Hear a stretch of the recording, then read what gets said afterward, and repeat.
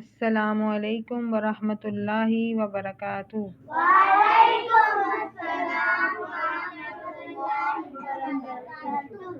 آج ہم کریں گے پارہ نمبر 17۔ پارہ نمبر 17 میں حضرت ابراہیم علیہ السلام کا جو ذکر ہے نا، اس پہ ہم بات کریں گے، ٹھیک ہے انشاءاللہ۔ اعوذ باللہ من الشیطان الرجیم، بسم اللہ الرحمن الرحیم۔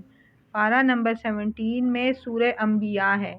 سورہ انبیاء کی آیت نمبر 51 سے لے کر 57 تک حضرت ابراہیم علیہ السلام نے جو اپنے والد کو توحید کی دعوت دی تھی نا، اس کا ذکر ہے، ٹھیک ہے۔ حضرت ابراہیم علیہ السلام کے والد کون تھے؟ کافر تھے، وہ بتوں کی پوجا کرتے تھے۔ تو انہوں نے اپنے والد کو بھی دعوت دی تھی کہ آپ جو ہے بتوں کو چھوڑ دیں، ٹھیک ہے، اور جو ہے اللہ تعالیٰ پر ایمان لے آئیں۔ حضرت ابراہیم علیہ السلام ایک اللہ سے محبت کرنے والے اور بتوں سے نفرت کرنے والے تھے۔ آپ علیہ السلام کے والد کا نام آزر تھا، وہ بت بناتا اور ان کی پوجا کرتا تھا۔ آپ علیہ السلام انہیں سمجھاتے کہ نہ تو یہ بت ہماری بات سن سکتے ہیں اور نہ ہماری پکار کا جواب دے سکتے ہیں۔ آپ کے پاس کیا ہے؟ پینسل ہے؟ چھوڑ دو، یہ ٹک ٹک نہ کرو، ٹھیک ہے۔ اب وہ کیا سمجھاتے تھے کہ یہ بت نہ تو ہماری بات سن سکتے ہیں اور نہ ہی ہماری پکار کا جواب دے سکتے ہیں۔ آپ لوگوں نے سوچا کبھی کہ جو یہ لوگ بتوں کی پوجا کرتے ہیں، یہ تو ایک اسٹیچو ہوتے ہیں نا، تو یہ کبھی جواب دے سکتے ہیں؟ نہ یہ جواب دیتے ہیں، نہ ہماری بات سنتے ہیں، تو یہ کس طرح ہماری مدد کر سکتے ہیں؟ اور لوگوں نے ان کو اپنا کیا بنایا ہوا ہے؟ خدا بنایا ہوا ہے۔ ان کی عبادت کرتے ہیں، انہی سے دعائیں مانگتے ہیں۔ ہمیں صرف ایک اللہ ہی کی عبادت کرنی چاہیے، یہ حضرت ابراہیم علیہ السلام اپنے والد کو سمجھا رہے ہیں، ٹھیک ہے میرا؟ تو ابراہیم کیا سمجھا رہے ہیں اپنے والد کو؟ ہمیں صرف ایک اللہ کی عبادت کرنی چاہیے۔ حضرت ابراہیم علیہ السلام کے والد نے آپ علیہ السلام کی بات نہ مانی اور آپ علیہ السلام کو رجم یعنی پتھر مار کر ہلاک کر دینے کی دھمکی دی۔ دیکھو کتنی بڑی بات ہے۔ یہ ایمان لانا، ایمان پر چلنا کوئی ہمارے لیے تو آسان ہے نا، ادھر ہمیں تو کوئی کچھ نہیں کہہ رہا کہ آپ مسلمان کیوں ہو، لیکن پھر بھی ہم اچھے مسلمان بننے کی کوشش نہیں کرتے۔ ہم آسانی ڈھونڈتے ہیں، جس چیز میں ہمیں آسانی ہو ہم وہ کرتے ہیں۔ ان لوگوں کے لیے کتنا مشکل تھا کہ ان کے والد نے انہیں کہا کہ میں تمہیں پتھر مار کر ہلاک کر دوں گا، دھمکی دی، اور بالآخر گھر سے ہی نکال دیا۔ آپ علیہ السلام نے اپنے والد سے وعدہ کیا کہ میں آپ کے لیے اللہ تعالیٰ سے دعا کرتا رہوں گا، لیکن حضرت ابراہیم علیہ السلام پر یہ بات واضح ہو گئی کہ آزر اللہ تعالیٰ کا دشمن ہے اور شرک کو چھوڑنے کے لیے کسی صورت تیار نہیں، تو انہوں نے آزر سے تعلق ختم کرنے کا اعلان کر دیا، ٹھیک ہے۔ اب اس کے بعد جو ہے آتا ہے حضرت ابراہیم علیہ السلام بت خانے میں۔ آیت نمبر 57 تک ہم نے کیا تھا نا، اب 57 سے لے کر 67 تک جو ہے کیا ذکر ہے؟ حضرت ابراہیم علیہ السلام کی قوم بتوں کی بھی پوجا کرتی تھی۔ انہوں نے ایک بڑا بت خانہ بنایا ہوا تھا جس میں بہت سے بت رکھے ہوئے تھے۔ قوم بڑے احترام سے ان بتوں کی پوجا کرتی تھی۔ ایک دن جب ساری قوم جشن منانے کے لیے شہر سے باہر گئی ہوئی تھی تو حضرت ابراہیم علیہ السلام نے دیکھا کہ بتوں کے آگے کھانے پینے کی چیزیں رکھی ہیں۔ نہیں، حضرت ابراہیم علیہ السلام نے قوم پر بتوں کی بے بسی واضح کرنے کے لیے ایک زبردست تدبیر کی۔ جب ساری قوم گئی ہوئی تھی نا، تو انہوں نے ایک تدبیر سوچی کہ میں کیا کرتا ہوں۔ آپ علیہ السلام نے کلہاڑا لیا اور بت خانے میں چلے گئے۔ آپ علیہ السلام نے دیکھا کہ بتوں کے آگے کھانے پینے کی چیزیں رکھی ہیں۔ آپ علیہ السلام نے بتوں کو مخاطب کر کے فرمایا کہ تم کھاتے کیوں نہیں؟ کیا فرمایا؟ کہ کیوں نہیں، اور تم بات کیوں نہیں کرتے؟ پھر آپ علیہ السلام نے کلہاڑا لیا اور سب سے بڑے بت کو چھوڑ کر باقی تمام بتوں کو توڑ دیا۔ کیا کیا حضرت ابراہیم علیہ السلام نے؟ توڑ دیا۔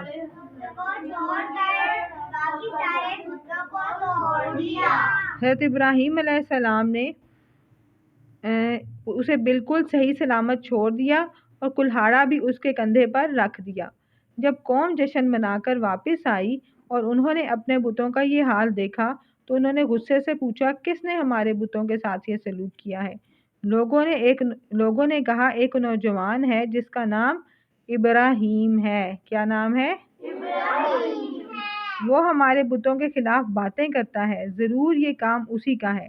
انہوں نے حضرت ابراہیم علیہ السلام کو سب لوگوں کے سامنے بلایا اور پوچھا کہ کیا تم نے ان بتوں کا یہ حال کیا ہے؟ حضرت ابراہیم علیہ السلام نے فرمایا کہ اس بڑے بت نے کیا ہوگا۔ انہوں نے کیا کہا؟ اسی کے کندھے پر کلہاڑا بھی ہے، یا پھر ان بتوں سے پوچھو کہ ان کے ساتھ یہ کس نے کیا ہے؟ قوم نے کہا، یہ بت تو بول نہیں سکتے۔ حضرت ابراہیم علیہ السلام اسی موقع کے انتظار میں تھے۔ آپ علیہ السلام نے فرمایا کہ افسوس ہے تم پر اور ان بتوں پر جنہیں تم پوجتے ہو، جو نہ بول سکتے ہیں، نہ تمہاری فریاد سن سکتے ہیں، نہ تمہیں فائدہ دے سکتے ہیں اور نہ نقصان پہنچا سکتے ہیں۔ قوم کو بتوں کی بے بسی کا احساس تو ہو گیا، لیکن انہوں نے پھر بھی یہی طے کیا کہ انہیں اپنے بتوں کی طرف داری کرنی ہے اور ابراہیم علیہ السلام کو سخت سزا دینی ہے، معاذ اللہ۔ یعنی سمجھ تو آ گئی تھی انہیں، لیکن بات انہوں نے پھر بھی نہیں مانی۔ اس سے ہمیں کیا پتہ چلتا ہے کہ جیسے ہی ہمیں کوئی نیکی کی بات پتہ چلے نا، ہم فوراً اس پر عمل کریں، چاہے ہمیں مشکل لگے۔ انہوں نے کیوں نہیں مانی؟ کیونکہ انہیں مشکل لگ رہا تھا نا اس وقت، کہ ہمارے باپ دادا ایسے کرتے تھے، ہم کیوں چھوڑ دیں؟ ہم بھی کئی کام اس لیے نہیں کرتے کسی کو کہو یہ کرنا ہے، نہیں ہمارے باپ دادا سے یہ کام چلا آ رہا ہے، ٹھیک ہے، ہم تو نہیں کرتے، سارے ہی ایسے کرتے ہیں، سارے کرتے ہیں، تو پھر آپ ساروں کے ساتھ پھر جہنم میں جانے کے لیے تیار ہو جائیں، ٹھیک ہے۔ اب یہ لوگ ان میں سے جنہوں نے بات نہیں مانی تو پھر وہ جنت میں تو نہیں جائیں گے نا۔ اچھا، اب آگے آیت نمبر 68 سے 73 تک، حضرت ابراہیم علیہ السلام اور نمرود بادشاہ کی آگ۔ نمرود کے حکم پر حضرت ابراہیم علیہ السلام کو سزا دینے کے لیے ایک بہت بڑی آگ جلائی گئی۔ جو بادشاہ تھا نا ادھر کا نمرود، اس نے کیا کیا؟ آگ جلوائی، بہت بڑی آگ جلوائی۔ تو کس لیے؟ حضرت ابراہیم علیہ السلام کو اس آگ میں ڈالنے کے لیے، معاذ اللہ۔ جب آگ کے شعلے نہایت بلندی تک اٹھنے لگے تو انہوں نے حضرت ابراہیم علیہ السلام کو اس میں پھینک دیا۔ بت پرستوں کا خیال تھا کہ حضرت ابراہیم علیہ السلام چند لمحوں میں جل کر راکھ ہو جائیں گے۔ اللہ تعالیٰ نے آگ کو حکم فرمایا، اے آگ ٹھنڈی ہو جا اور ابراہیم پر سلامتی والی ہو جا۔ پھر وہ آگ حضرت ابراہیم علیہ السلام کے لیے سلامتی والی بن گئی اور اللہ تعالیٰ نے آپ علیہ السلام کو آگ کی تکلیف سے محفوظ رکھا۔ دیکھیں، اب جب ہم اللہ تعالیٰ کا حکم مانتے ہیں، تکالیف برداشت کرتے ہیں، تو پھر اللہ تعالیٰ ہمیں ایسے ہی چھوڑ دیتے ہیں؟ کبھی بھی نہیں چھوڑتے۔ آپ لوگ یہ یاد رکھو کہ آج اگر آپ کوئی چیز کرتے ہو نا دین کی خاطر، اللہ تعالیٰ کے حکم کی خاطر، آپ کو مشکل لگتی ہے، آپ کو لگتا ہے کہ باقی بچے تو کتنی آسانی میں ہیں، ہم کتنی تکلیف میں ہیں، ٹھیک ہے، ہم اللہ کا حکم مان رہے ہیں، لیکن اللہ تعالیٰ آپ کو کبھی بھی چھوڑیں گے نہیں۔ یہ مت سوچو کہ اگر آپ تکلیف میں ہو نا دین کی خاطر، اللہ کی خاطر، تو آپ کو اللہ تعالیٰ چھوڑ دیں گے۔ آپ کے ساتھ کس کا ساتھ ہوگا؟ اللہ تعالیٰ کا۔ حضرت ابراہیم علیہ السلام کو اللہ تعالیٰ نے چھوڑ دیا؟ انہوں نے اللہ تعالیٰ پر یقین کیا نا۔ اگر ہمیں کوئی کہے آگ میں پھینک دیں گے، ہم کہیں توبہ توبہ، ٹھیک ہے، ہم اپنی نمازیں بھی چھوڑ دیتے ہیں، روزے بھی چھوڑ دیتے ہیں، ہمیں آگ میں نہ ڈالو، اس کا مطلب یہ ہوگا کہ ہم اللہ تعالیٰ پہ یقین نہیں رکھتے، پھر تو ہماری نمازوں کا بھی تو کوئی فائدہ نہیں نا۔ اگر ہم نماز پڑھ رہے ہیں تو سوچ کر پڑھو کہ ہاں ہمارا کوئی رب ہے جس کے آگے ہم کھڑے ہوتے ہیں، جس کے آگے ہم سجدہ کرتے ہیں، ٹھیک ہے۔ اگر ہمارا یقین پکا ہوگا تو ہمیں بھی کوئی آگ میں پھینکے گا نا تو ہم بھی تیار ہو جائیں گے آگ میں پھینکنے کے لیے۔ اگر جل بھی گئے تو آخرت تو ہماری اچھی ہو جائے گی نا، آخرت کی آگ سے تو ہم بچ جائیں گے۔ اور جو ہے نہیں تو یہ یقین رکھو کہ اللہ تعالیٰ کی مدد ہمارے ساتھ ضرور آئے گی۔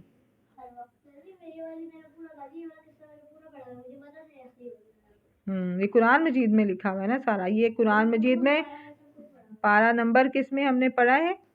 17۔ اور سورت کون سی ہے؟ ٹھیک ہے، اب ہم کیا سیکھا آپ لوگوں نے اس سے؟ کہ ہر وقت اللہ تعالیٰ کی عبادت کرنی چاہیے، ان کے سوا ہمارا کوئی رب نہیں۔ ماشاء اللہ۔ اور اللہ تعالیٰ کی مدد ہوگی. اگر ہم کوئی چیز ایک چھوڑتے ہیں نا، مثال کے طور پہ آپ لوگ ادھر آئے ہو، آپ لوگ اپنی گیم چھوڑ کے آئے ہو، آپ کہہ سکتے تھے کہ ہم آج بھی چھٹی کر لیتے ہیں، ہم نہیں جاتے. آپ آئے ہو تو اللہ تعالیٰ اس کے بدلے میں آپ کو ضرور کچھ دیں گے، آپ کو ثواب دیں گے. آپ کو کئی دفعہ ہوتا ہے گھر میں ہمارا موڈ کیا رہتا ہے، اداس رہتا ہے، مایوس رہتے ہیں. ہو سکتا ہے آپ کا موڈ اللہ تعالیٰ اچھا کر دیں. کبھی ہم کتنے خوش ہوتے ہیں، ہوتا ہے نا گھر میں ماحول کبھی کتنا اداس بنا ہوتا ہے، لڑائی جھگڑے والا بنا ہوتا ہے، کبھی خوشی والا ہوتا ہے. تو خوشی والا ماحول بھی تو ایک نعمت ہے نا اللہ کی. کبھی اللہ تعالیٰ آپ کو اس کے بدلے میں کیا دے دیں آپ سوچ بھی نہیں سکتے. اس دنیا میں کیا دے دیں آپ کو، آپ اللہ کی خاطر اکٹھے ہو کے بیٹھے ہوئے ہو، اس کے بدلے میں آپ کو آخرت میں تو ملنا ہی ہے نا. دنیا میں بھی آپ کو کوئی نہ کوئی نام اللہ تعالیٰ دیں گے انشاءاللہ. آج میرے گھر میں اتنا روئی، مجھے اتنا میں سیڈ ہوئی تھی، آ کے میں نے واقعہ سنا، میں خوش ہو گئی. تو آپ سیڈ کیوں ہوئی؟ اللہ سے یہ بھی معافی مانگنا. کل چھٹی کی تھی نا آپ نے. آگے اللہ بہتر جانتا. کوشش کرو اور جھوٹ سے پرہیز کرو.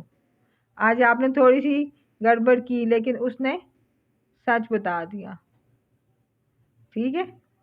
جھوٹ نہ بولو کچھ بھی ہو جائے. یہی بات ہے نا، جھوٹ بول کے آپ کیا ہوگا، گناہ پہ کیا ہو جائے گا، گناہ. ایک گناہ تو کیا تھا نا، غلطی کی تھی، غلطی مان لو، ہو جاتی ہے. آپ لوگ انسان ہو، کوئی فرشتے تو نہیں ہو نا کہ ہر وقت بس عبادت ہی کرتے رہو گے. غلطی ہو گئی ہے لیکن پھر غلطی پہ وہ نہ کرو جس طرح شیطان نے کیا تھا. غلطی کر کے اس پہ پھر ہاں بس وہ ہو گیا تھا، جم گیا تھا کہ نہیں میں ہی صحیح ہوں. ٹھیک ہے، تو غلطی اپنی مان لو اور سچ بول دو. اس دن آپ سے ذکر کیا تھا نا جھوٹ سے کیا ہوتا ہے، کس کو یاد ہے؟ جھوٹ بولنے سے مراد کیا ہوتا ہے اور کیا ہوتا ہے؟ میں نے ایک بات اور بتائی تھی، جو جھوٹ بولتا ہے نا اس وقت اس کے منہ سے اتنی گندی اسمیل نکلتی ہے کہ فرشتے 2 میل کے پتہ نہیں کچھ ہے کافی دور ادھر سے چلے جاتے ہیں. جب ہم کلاس کریں اور کلاس سے پہلے ہم جھوٹ بولیں تو پھر فرشتے چلے جائیں تو ہماری کلاس میں مزہ تو نہیں رہے گا نا.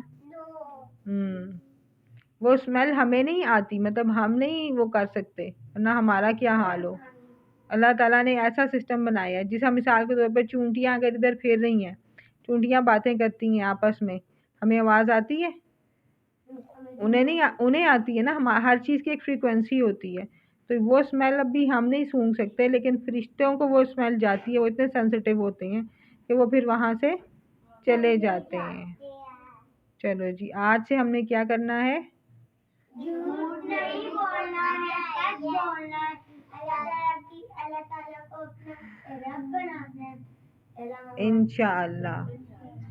سبحانک اللہم و بحمدک نشہد ان لا الہ الا انت استغفرک و اتوب الیک.